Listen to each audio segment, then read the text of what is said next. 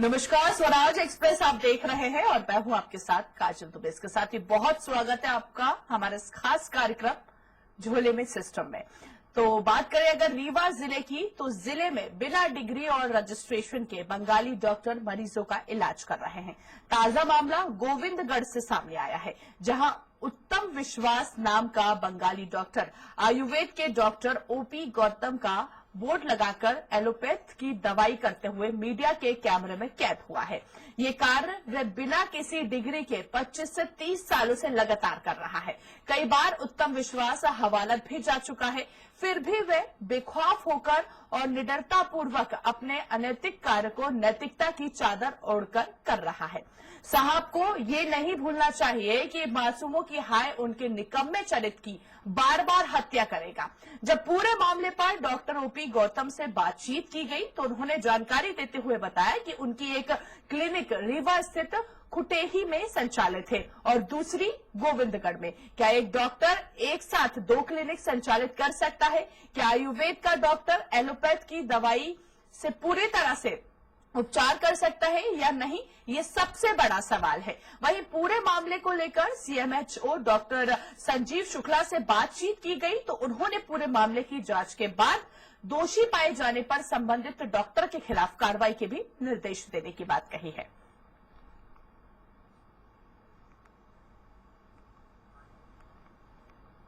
दवाई लिख दिया, ना कोई जांच, ना कुछ नाड़ी पकड़ के देखे कि इनको क्या कैसा है। हमने ये बोला कि हमारे घुटने के अंदर नीचे हल्का दर्द है, तो उसमें डॉक्टर साहब ने ये दवाई दी थी। ये दवाई है और ये आपका एक बोले एंटीबायोटिक है और इन्होंने एक ये दिया हुआ है दवाई, हर एक ये कैप्सूल जो विटामिन की है।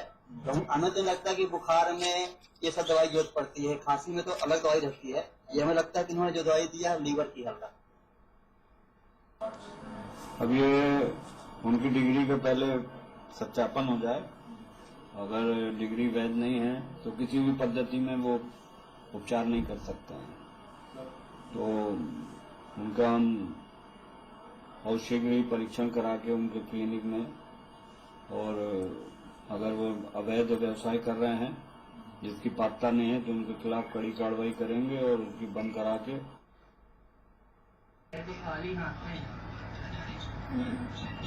चलिए ज्यादा बातचीत करेंगे और इस खबर की अधिक जानकारी के लिए सहयोगी अशोक का रुख करेंगे। अधिक जानकारी के लिए हमारे साथ लाइव फोन लाइन पर जुड़ गए हैं।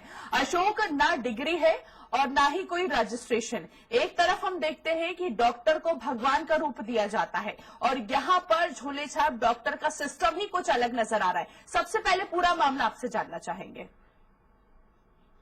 एक जगह गोविंदगढ़ की बात नहीं, ये पूरे समूचे रीवा जिला इन लोगों से व्यथित है। झोला छाप डॉक्टरों से कभी किसी की जान जा रही तो कभी कोई ऑपरेशन बंगाली डॉक्टर कर रहा है, लेकिन यहाँ के सिस्टम सीएमएचओ से लेकर के डीएमओ तक ये इनको इस तरह से पाल रखे हैं जैसे अपने पुत्र की कोई सेवा करता हो। इस तरह से इनको पाल रखे हैं, जगह जगह पर इनका हर जगह ठिकाना बना हुआ है। अशोक, लेकिन ऐसे डॉक्टर पर कार्रवाई क्यों नहीं की जा रही है? ये सिस्टम के अंदर इनको डीएमओ और सीएमएचओ जो है तो इनको सिस्टम के अंदर ले रखे हैं। इनको पता नहीं किस तरह से ये सिस्टम फॉलो अप करते हैं कि इनके ऊपर कभी भी कार्रवाई नहीं हो पाती है। आए दिन जान लोगों की जाती है, इनको कोई कार्रवाई नहीं होता है। क्या कुछ कहना है जिम्मेदार अधिकारियों का? सीएमएचओ ने भी बात की और उन्होंने कहीं ना कहीं आश्वासन दिया है। क्या लगता है कि एक्शन लिया जाएगा? वो तो हमें आपको ना सीएमएचओ से कई बार लेते हैं, चलिए सीएमएचओ अच्छे आदमी हैं और वो कार्रवाई भी करते हैं, लेकिन सीएमएचओ के अधीनस्थ जो कर्मचारी बैठे, चाहे वो ड्रग इंस्पेक्टर राधेश्याम भट्टी हो, चाहे वो विजय तिवारी हो, चाहे कोई भी माने सीएमएचओ ऑफिस कार्यालय का कर्मचारी हो, वो सभी इनके गिरफ्त में है। 20 से 25 साल अशोक बहुत होते हैं और उसके बाद भी आज तक एक्शन नहीं लिया गया। कितने सालों से इस तरह के कारनामे चल रहे हैं इस डॉक्टर के? इस डाटा में ये चलिए ठीक है अशोक, आप हमारे साथ बने रहिए। संजीव शुक्ला जी हमारे साथ जुड़ गए, सीएमएचओ, उनसे बातचीत करते हैं। सर, ये यहाँ पर आपसे जानना चाहेंगे, झोला छाप डॉक्टर पिछले 25 से 30 सालों से यहाँ पर काम कर रहा है, ना इनके पास डिग्री है ना ही कोई रजिस्ट्रेशन है। आखिर किस तरह का सिस्टम नजर आ रहा है? ये अभी जो अपने पास संचालनालय के 15 जुलाई के आदेश हैं उसके तहत सभी जो इस तरह के अपात्र व्यक्ति जिनके द्वारा अवैध डिग्री और बिना पंजीयन के जो ये चिकित्सीय व्यवसाय किया जा रहा है उस पर लगाम लगाई जा रही है। उन पर निरंतर रोज के रोज छापे डाल रहे हैं और इस तरह से जो झोला छाप चिकित्सक हैं जो अवैध रूप से व्यवसाय कर रहे हैं उनके खिलाफ कार्रवाई चल रही है, उनकी सीज करके और उसमें जो वैधानिक कार्रवाई है वो संपन्न की जा रही है। लेकिन संजीव जी, यहाँ पर डॉक्टर को भगवान माना जाता है और क्या लगता है आपको, क्या आयुर्वेद का डॉक्टर एलोपैथ की दवाई दे सकता है? ये पॉसिबल है? नहीं, ये तो पंजीयन की शर्तें हैं कि जो जिस पद्धति में जिनका पंजीयन है उसी पद्धति का उपचार कर सकते हैं। तो अभी तक एक्शन क्यों नहीं लिया गया? 25 से 30 साल बहुत होते, सफिशिएंट होते इतना टाइम। नहीं, कार्रवाई चल रही है निरंतर। तो सर 25 से 30 साल तक अभी तक कार्रवाई चल रही है, फिर तो सिस्टम ही हिला हुआ है पूरा।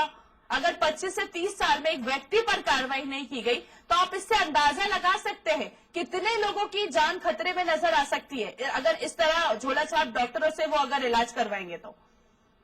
ये तो देखिए, इसमें पहला तो उनके सीज करके उनके खिलाफ वैधानिक कार्रवाई की जा रही है। आप भी CMHO हैं, आप एक मुझे बताइए कि एक अच्छे डॉक्टर का क्या कर्तव्य होता है, क्या प्रोसीजर होता है? संजीव जी, आपसे जानना चाहेंगे।